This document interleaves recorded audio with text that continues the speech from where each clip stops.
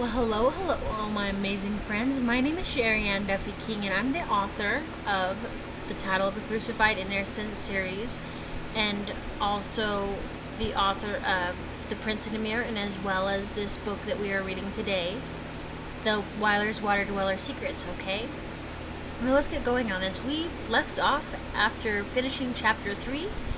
Now we are going to move on with chapter 4, Suspicious Entrances. Now the pool room was calm and hazy, overcast of dangerous clouds clung to the sky on the other side of those magnificent windows of the pool gym. The sun that was up and shining earlier decided to shy away from all. Riley walked over to the same spot she was before and rested her legs in the water. The sub, Mr. Felix Kroger, was here again, calling the roll and sending lingering stares toward Riley. She wasn't aware of the attention she was getting. One name rang to her ears. "Mr. Vigo Lee Han, please welcome and go sit down." Riley glanced up past her dark lashes to watch Alfred walk with command in each and every step toward her. His olive skin blended perfectly against his black swim shorts, lean muscles, and still sporting his raised bands. From a distance, Alfred looked just like Brandon Lee from the movie The Crow. His raven hair caressed his shoulders and glistened in the light from the cracking thunderstorm splashing through the gray and black clouds outside. A shocking chill ran up and down Riley's spine. Riley giggled to herself. Had she not told him it was odd to wear them inside, especially when it was darker due to the storm that was conjuring outside the balcony windows? Alfred was halfway toward Riley when the sub Felix called out, "Enjoy another day of fun, class."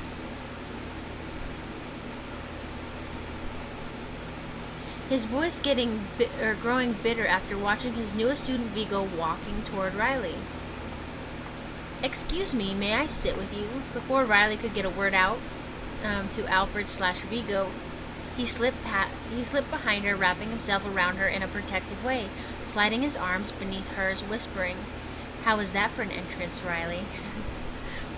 Riley looked over her shoulder and caught Alfred's warm breath tingling up her spine, her eyes resting on his lips. "Great, although it might seem strange to everyone if you continue to wear those raised bands indoors, especially if there isn't much light in here anyways." He smiled smugly under fiery curls, laughing momentarily and removing them. Alfred's eyes were stunning, just like James Lastovic from Insatiable. Riley had to look away, for the heat rose in her cheeks. Alfred smiled and nuzzled his face into Riley's bare neck under her fiery curls, laughing momentarily. I knew you would love my entrance, and I think everyone is in complete shock at what I had just done. Look at those twin brats on the bleachers staring mildly in a jealous fit, and their boyfriends, the looks on their faces are twisted in anger, and how I'm permitted to handle you, and you just relish in my palm like a relaxed Ecuadorian siren.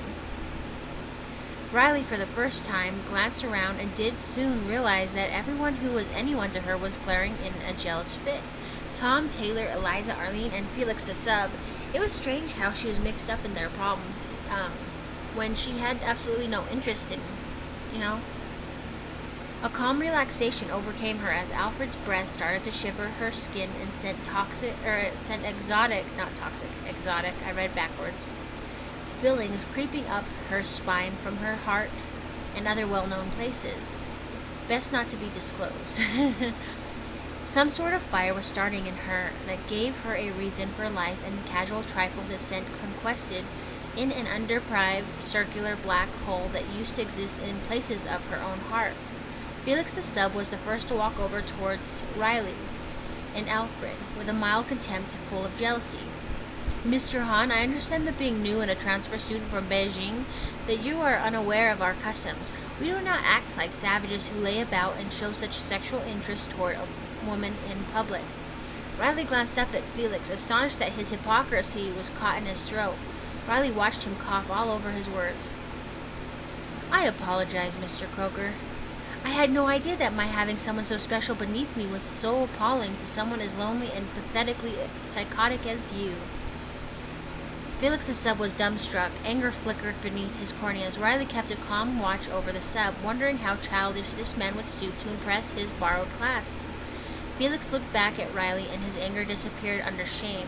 Then he looked back up toward Alfred. Mr. Hahn, I would like you to stop by my office after hours to discuss your disobedient attitude and malicious rudeness to authority. Riley looked back over her shoulder and up to Alfred's face, which was calm and full of seriousness. All right, see you then. That's what Alfred said. I just sounded weirder. Everything calmed down after Felix left to the other side of the pool gym to sit and sulk. Riley continued to just stare over everyone, looking at each of them as they turned their faces away in disapproval. Then Riley looked out the window over the storm that raged heavily against the windows, closing her eyes and listening to the crackling thunderclaps behind or beyond the paneled windows, wishing she was outside, letting the storm wash over her form and filling her hair and skin be wavered in the wild windows. I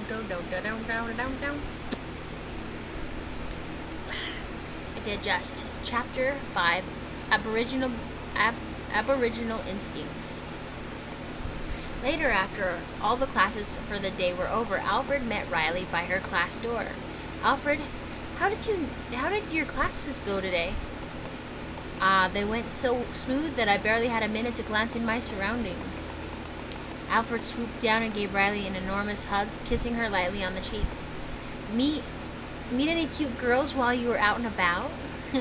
Alfred, still holding Riley, laughed so loud that it made a scene, and everyone stopped and looked or passed by to give a questioning glance. Alfred rocked Riley gently, not realizing his zealous smile and jaunty mood interrupted everyone, but he neither wanted nor cared what all the other rubbish in the school thought. Oh, Riley, I could care less about other girls, especially when I'm so drawn to you. Oh my. I was supposed to meet that daft sub after class. Would you care to join me and wait for my punishment? Riley laughed up at Alfred. Of course, I would love to come with you, and while you are talking to him, I could sit on the bleachers and catch up on some heavy reading. That was that. Alfred walked Riley to her black beauty. They sprang open the door and tossed their book bags in the back seat. The only thing Riley took was her mythical history book from her class.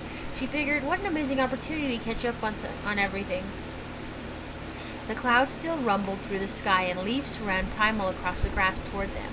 The wind kicked up and swished the leaves about Riley a couple of times, and they floated away, down the street from view. It all seemed dreamlike to her. Riley wrapped her light blue sweater about her with one hand and held tight to Alfred's hand with the other.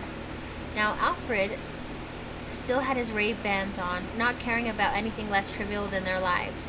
Alfred opened the door of the pool gym. It was dark and chlorine stunk the air. Riley let go of Alfred and glided over to the bleachers, turning and sitting with the book held in her lap, wide open. Hurry, Alfred. The room was silent as Alfred walked over to the darkened doorway of the closed door. A creaking let loose and the door swung open, pulled Alfred into the room, closing the door with a I can't say this word, I'm sorry. Vehemental force, which rattled its very hinges. Riley sat thankfully under one little square light fixture. I don't know where I got that word from. I didn't remember writing it. Now the room was silent for at least 20 minutes before Riley started to worry. Thank goodness she could read fast, because she soon closed her book and sat in thought, wondering what took so long. She stood and climbed down the bleachers. She stood and climbed down the bleachers. When Riley hit the bottom, she felt a vibrating pull that gave her shivers. Riley's whole body almost felt like it was having a seizure. Huge masses of force overcame her, and in the fog, held distant memories of men and war enveloped around her. She saw men in uniform so unique in and of itself transform violently and dash away. Smoke kept the images unclear and dense. She was caught in something she could not begin to understand. Monsters crept from the water, and creatures floated from the sands. Huge giants gracefully whined in agony as they pirouetted from the forest brush. Small lights flickered harmless at first, changing to bite the enemies. Spider snakes would hide under leaves. On command, they would jump out and devour enemies instantly. Small, big-headed Albert Einsteins ran graceless, eating its enemy's face clean off while squealing jubilantly. Riley saw dragons and flying black stallions along with much more intense and indescribable creatures, and still, she was freaking out. Everything stopped, and suddenly as a graceful figure glided toward her. Everything stopped suddenly as a graceful figure glided toward her. It was a woman with long auburn hair. Riley would dream about her every night when she was younger, but she still couldn't place the woman. The lady's arms were extended as she steadied her walking. Her hands reached the thick layer of smokescreen and almost came out to embrace Riley. Stunned, she leapt back and everything crashed. She stood a moment in shock and looked over toward the sub's door. Riley rushed toward the sub's door. Riley rushed toward the door and pushed it open, only to find Alfred and Felix stunned and looking at her. Mr. Kroger, I have to leave, but it was nice to talk to you, and from now on, I'll be good. Alfred didn't press for answers, only grabbed Riley's hand gently and walked her out to her car. Unfortunately, it was now pouring heavy. Black Beauty sat glistening in the thunderstorm lightning. Everything about her made Riley appreciate her even more. Alfred was even amazed at the gracious beauty. Alfred was now making calculated mental notes about Riley. He wasn't sure what to think, but he knew that he was going to stick with her until he got home. But his attraction was strong, as if an unforgettable promise pulled his heart to her. If you read book 2, you'd know who Alfred was.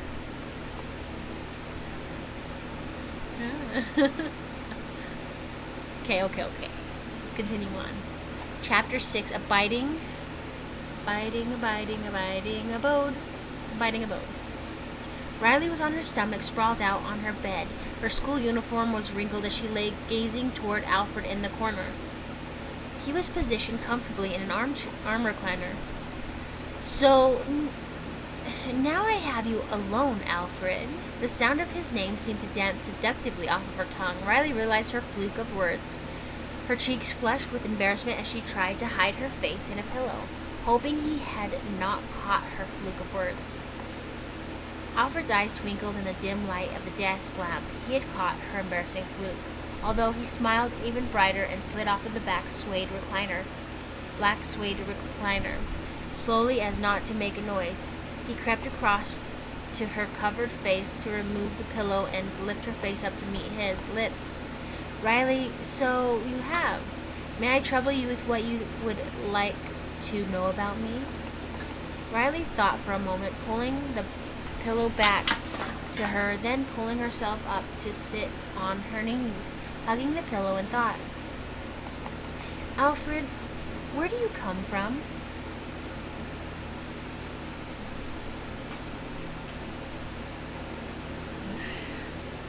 I knew this time would come sooner rather than later. I come from a place between Mbala and Eldor. Riley looked confused. What? Where is that at? Alfred brushed his fingers across Riley's cheek, pulling a curl from her view and placing it behind her ear. Well, my love, Riley. He stood and paced for a moment, brushed his fingers through his shoulder-length raven hair, then continued. It is another dimension. Only very few people have crossed from my world to yours. Time is very different. Riley looked down, thought for a moment, then looked up at him. Alfred, what of your parents? Well, you see, my father works for King Caleb of Cornople on the water planet Eldor, which lights up Mbala and the creatures of Archmeda. My mother worked as a maid for King Reed and Queen Ariana on the planet Mbala, which lightly grazes Eldor during certain historical moments. My father's name is Lesuasing, and my mother's name is Maradeth. We usually work for the sirens. There are 3 types. Wait. Alfred, sirens aren't real. Alfred sat next to Riley on the edge of the bed, looking at her more seriously. Then, frankly to you, I'm not real. But surely you realize all imaginable creatures only kept in mythical, horrific scrolls, books, and movies are real. Only imagine a utopia of creatures that once crept peacefully across the skies and underwater, even lollygagging about barren lands. Magic that only prosecuted and damned the gifted in your world would only praise and cherish ours. Riley took a deep breath. Okay, I see your point, Alfred. Tell me the types of sirens in your world. Alfred rushed to kiss her lips, then pulled up, and his face was back to her front. Riley climbed his shoulders and wrapped her slender arms gently around his neck under his black shirt, hugging him gently. Tell me, please, Alfred. I'm sorry. I will listen to you and believe you.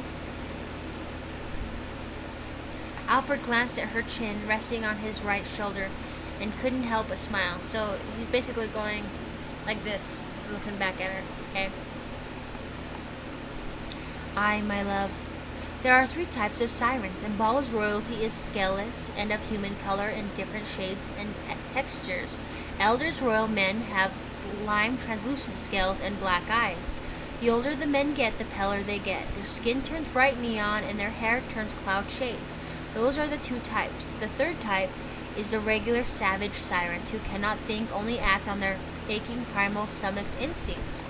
They carry out their duties by guarding both Eldor's Cornople and Mbala's Archmeda. They are known as guillotine sirens. All have 3 rows of teeth, but the guillotine sirens have darker skin, moss forest green. Some are translucent shadows of blue, webbed fingers, dark mop hair with seaweeds worn as decorations. When hit, they swell and turn orange. When feeding on human flesh and blood, their skin turns normal. They never forget and will wait like stalking monsters until they satisfy their hunger and get what they want. Their fingers give off power smoke only to numb their victims into submission. Their blood is acidic and yellow like their saliva. They also numb. Their screams are horrendous and give ear bleeds or possible brain implosions, which can lead to death. Their fins are bladed, and they are vile and yet beautiful of their own. My kind is called Waterdwellers. We were created to also guard the palaces. We thrive in water, yet we are able to mingle with the humans and creatures of Eldor. Island Moriana and Mbala's city castles, capital Medorf and Shonizar.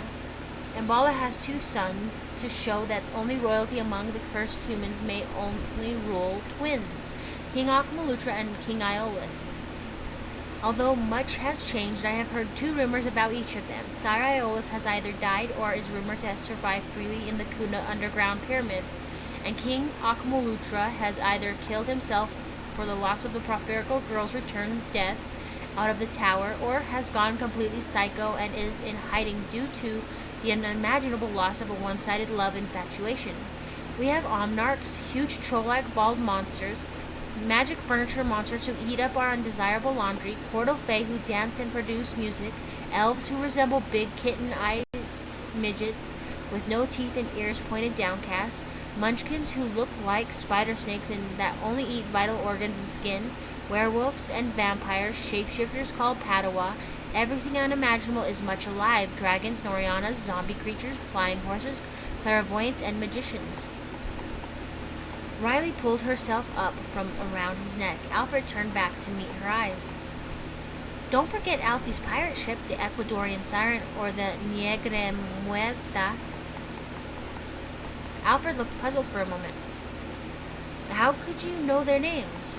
Riley was also confused. How did she know?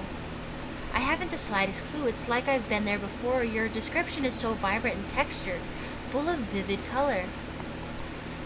He smiled, yet was a tad bit caught off guard by her submission to slide up his chest and lock her hands tight, kissing him some more. Alfred softly set Riley beneath him on the mattress, caressing her every curve on her body, leaving small kisses on her bare form as their clothes somehow fell to the floor, and the bed was their pedestal. She only cuddled closer to him as he lifted off of the mattress. Their kisses were soft, cool, and ever longing. They seemed to belong only to the moment and to each other, neither willing to stop nor only living for the passion that uncouth from their coiled beings.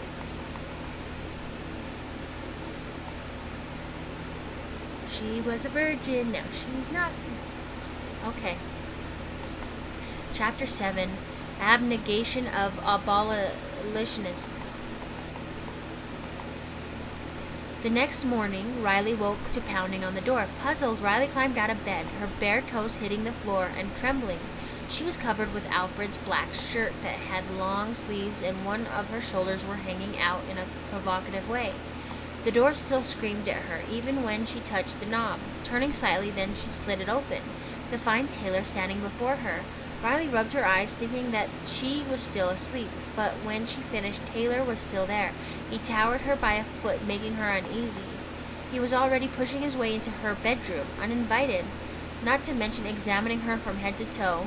Her hair was messy, and she had only lace underwear underneath that shirt that barely covered her lower half, only leaving her thighs a bit bare. Riley glanced over her shoulder to the bed where Alfred was supposed to be, only he wasn't anywhere to be found. "Well, hello, sweetheart." Taylor seemed to roll that sentence off of his tongue in an undesirable way. Riley was starting to worry.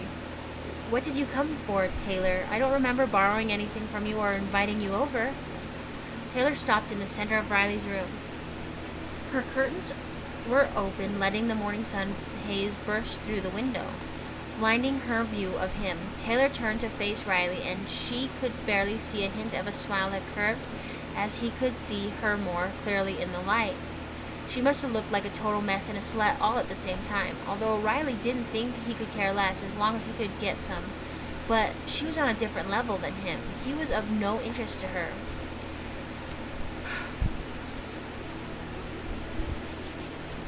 "Well, I sure miss the time we spent together, and if I was to answer your question honestly, I would say I came for you. I'm tired of you always running from my advances. I know you want me. I can even see it in the way you dress when you realize I'm at the door.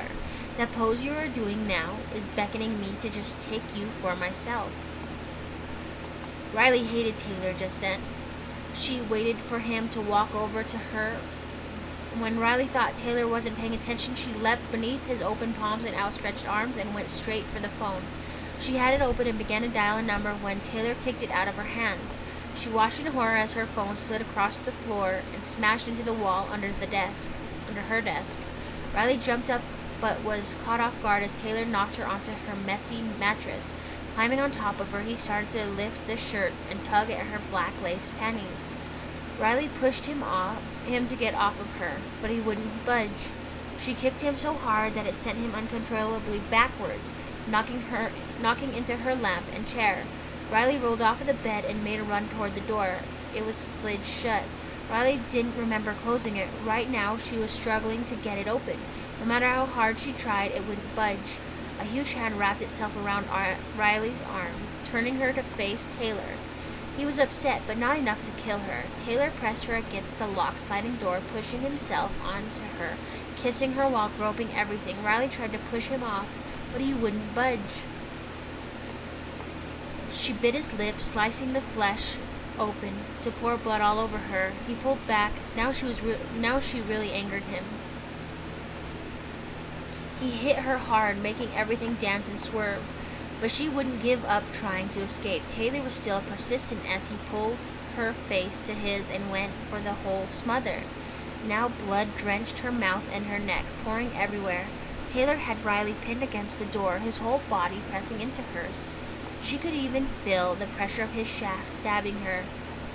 His hands were once again fiddling with her shirt and touching her lace underwear. Riley was horrified and trying to unlock her door. Finally, when it seemed like all hope had failed, she prevailed, but the door wouldn't slide with him pushing her against it. She got a terrible idea that alarmed her, so she improvised. You ready for this? She pushed her lips back into his. As she did that, he pulled back a little bit stunned, and then he pushed even harder against Riley. Riley had a split second to slide the door from beneath her fingertips. It opened, releasing a cool draft up her spine. Everything happened so fast. When the door slid open, Taylor's weight knocked her down to the floor in the hallway. Taylor didn't care that he was on top of her in the hallway. He just carried on and tried to fulfill his pleasures, and she wanted to escape. The hallway was bare of people, and she needed help. Taylor was pulling Riley's legs apart and trying to enter her. Riley closed her eyes. Tears welled up. She balled her fist, terrified and exhausted, fighting Taylor. Not a second after Riley closed her eyes, the weight of Taylor was lifted off of her. Alfred. Alfred had picked up Taylor, tossing him headfirst into the wall across the room, or across the hall. Taylor slid down onto his back with his legs bare above him. Alfred knelt down and helped Riley up. She noticed Alfred was wearing no shirt, his lean, dark olive skin gleaming in the dim light. Alfred helped her to her room and closed the door on the obscene Taylor and his debauchery.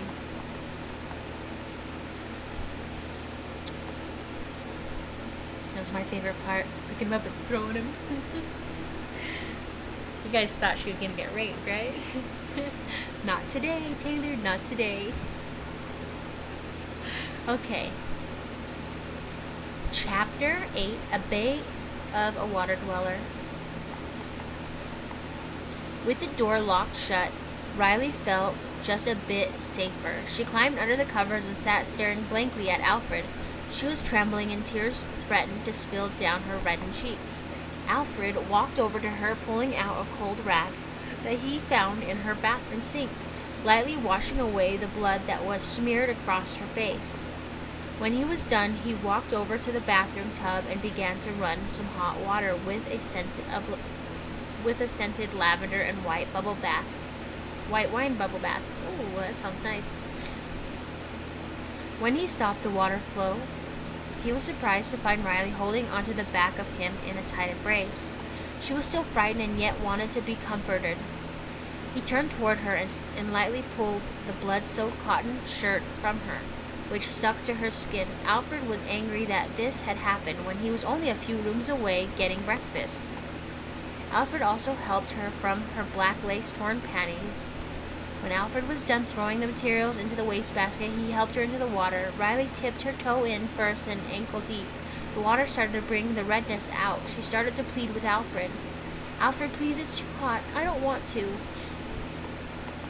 "It'll be all right, Riley. You have to clean yourself. You are filthy. Please, love. Let me help take care of you." He kissed her on the cheek, touching her hair, which was drenched and sticky. "All right, Alfred," Riley whispered in a wheezy yet seductive way. She sat in the water, the steam dancing around her face, and bubbles relaxing her frazzled nerves. Alfred grabbed the washcloth and started to rub away the dirt and blood. Riley's skin slowly glowed beneath the water. What he paid attention to the most were her eyes, which had held sparks from the night he saved her from her fall. The stars still glistened in her. At one point, when he was washing her arm, he noticed that her arm changed a quick, translucent blue, then back to normal. Who is she? And how does she correlate? Let's find out. Something familiar crossed his mind, but he was still noting these strange occurrences. After Alfred bathed her, he drained the water and pulled out one of her many lavender towels and started to dry her off. He used a hairdryer on Riley and combed the knots out. When he was finally finished and dressed her, he walked her toward the bed and tucked her in. She was calm and extremely tired. After she fell asleep, Alfred went to her computer to search for records on Riley, trying to figure out why she was so special and familiar. He opened it. On the screen lay a file that Riley had accessed earlier that day. Before, on the site, he looked up Riley Elena Wyler. The page took a minute to load, but when it was finished and a picture of Riley glowed from the screen, under it lay her records of existence. Her parents were non-existent. She was an orphan. She had worked hard to make it to this prestigious school. Other things were beginning to line up for Alfred. No parents, and yet she had qualities only seen in his world. Alfred slowly exited the site and turned off the laptop. Then he walked to the bathroom sink, filling the bowl with cold water. He tossed dust into the water. It changed the shade from clear to black. The sink water began to steam and turn in a circle. The steam floated to the mirror where it fogged. Then a hand on the inside of the glass wiped away the fog. On the other side was Lucinda, a huge family friend of the Waterdwellers and all peaceful life. "Hello, Alfred. What did you need?" "Lucy, something is strange about this human girl in this dimension. Her skin changes when she is relaxed. She knows things about our world that I have not told her. Can you help me understand what is going on?" Lucy smiled. Her pale eyes flickered with the images of the past, present, and future. Alfred, time will only tell, although you should prepare to come home and soon. Bring her with, and I will explain everything. But, Lucy, I need answers. Please let me know in on what is going on. Lucy's eyes darkened. Alfred, bring Reed and Ariana's child home now for the sake of our world. With a deep sigh, all right, Lucinda. The image was gone, yet Alfred could still feel the cold depth of Lucy's eyes burning into his flesh. Now he knew a little about Riley. Her name was Margaret, and she was royalty. Da-da-da-da.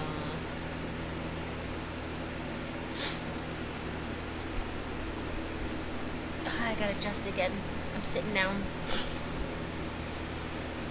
Chapter 9, A Journey of Temptation.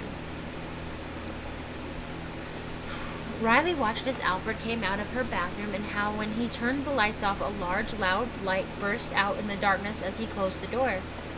Highly aware that Riley was watching, something churned in her stomach as the door creaked closed and Alfred crawled up onto the bed, ready to hold her until she fell asleep.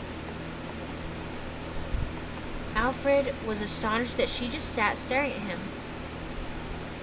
Riley, my sweet lullaby, are you feeling better now that you are all cleaned up? She gave a coy yet nerve-wracking tilt of her lips, unsure of what to say. Then, out of embarrassment, she averted her eyes to her hands, watching the bruises up her arms start to heal quickly. It has begun, Alfred, hasn't it? Pure vexation overwhelmed him. Yes, Princess Margaret Riley Elena Wyler. Shivers crawled up her arms and spine as a tear, silent yet a dead reveal, crept down her cheeks to drop into her open palms, splashing ferociously. After one tear fell, the rest seemed to follow. Her hands seemed to cup the salty decadence. She had no true idea of what was going on. Answers seemed to flow freely out of her mouth.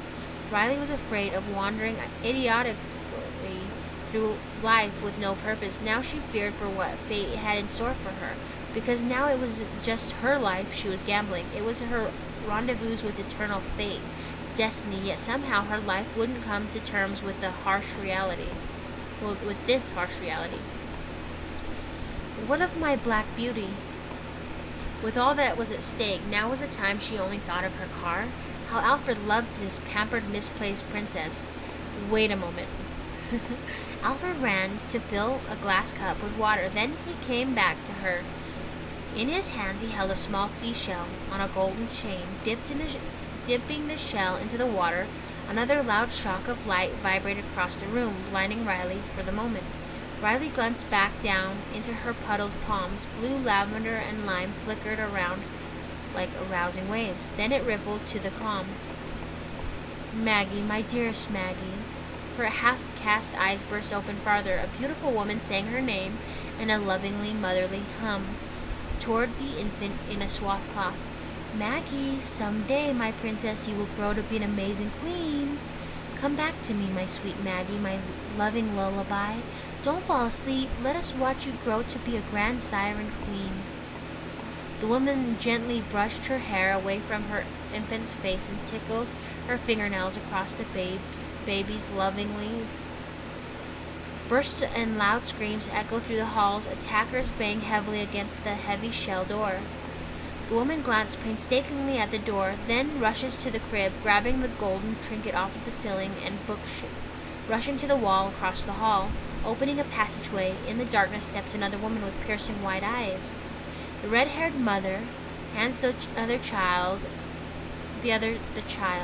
kissing the infant, then closing the latch to hiding escape route.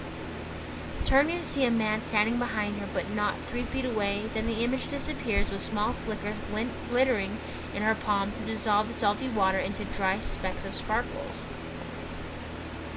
That was a flashback within the liquid puddle in her hand, just saying. It was a big flashback, too. Okay.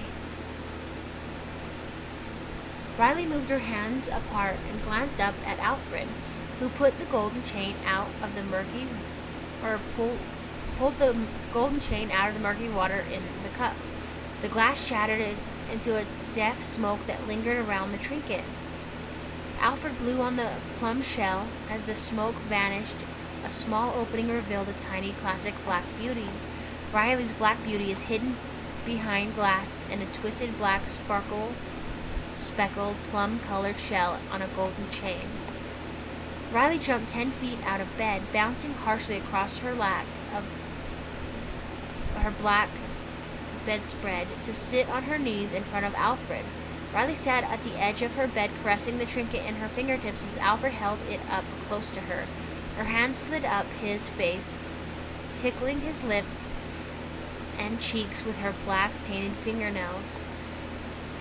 Then she pushed her butt up off of her calves and kissed him deeply, wrapping her arms around his neck. Alfred closed his arms around her, meshing himself into her little by little. Sparks danced across their lips, leaving hot and cold sensations that calmly turned to bubbles.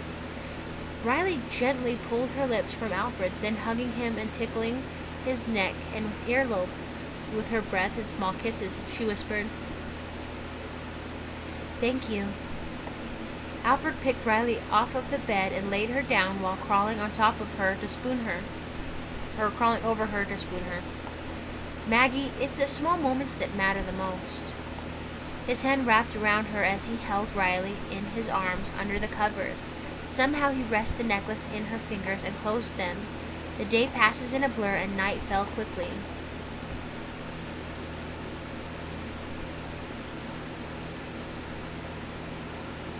Chapter 10. Surrounded by Goodbyes. When finally Riley got enough courage together, she crawled away from her sheets. The floor was bare and ice chills bit her once warm toes. Alfred sat up, stretching and yawning while removing the sand from his eyes.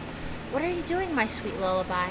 Riley stopped in the center of her room, like a deer caught in headlights. "Oh, nothing." She got caught. What's she doing? She stopped, looked at her car on the shell, then glanced back at him. "Okay, Alfred, I mean to call my best friend Donna Summers. She's been home for the past couple of days. I want to say goodbye and give her the stuff in my room." Alfred smiled brightly. "Oh, yes, I think that would be a lovely idea." Riley picked up the shattered receiver, holding the pieces out in a shocked manner.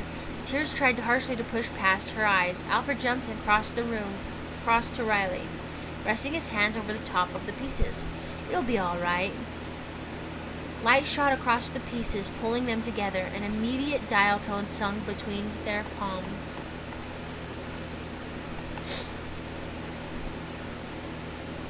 Chapter 11. Hallow's Dancing Ghost Goodbyes. Rosemont Peak Boarding Academy was dark throughout most of the halls. Alfred led Riley back to the pool gym. The moon outside sparkled and revealed through the paneled windows a romantic couple dancing. The music from the dance was quieted down to a lulling soft sound. Alfred turned to Riley and whispered, "The gateway to our world is through the pool." Shh. They tiptoed along the edge of the pool, not to disturb the couple on the balcony or the dark shadow watching them from the inside. The shadow of the person watching rushed to the couple on the balcony, and that's when Alfred pulled her. "Ready? Ready? Hold your breath." And he dived in, holding her in his arms. The water rushed up Riley's nose, and she couldn't see or feel Alfred any longer.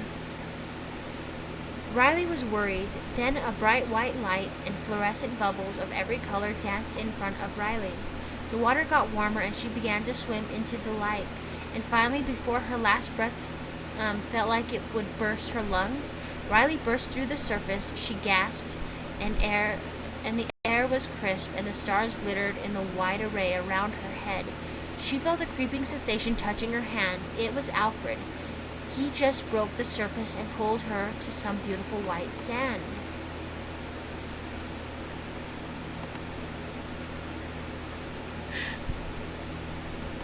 Okay, I'm going to end this chapter, and then I'll see you for tomorrow's continuation of this story, alright? I love you all. Bye.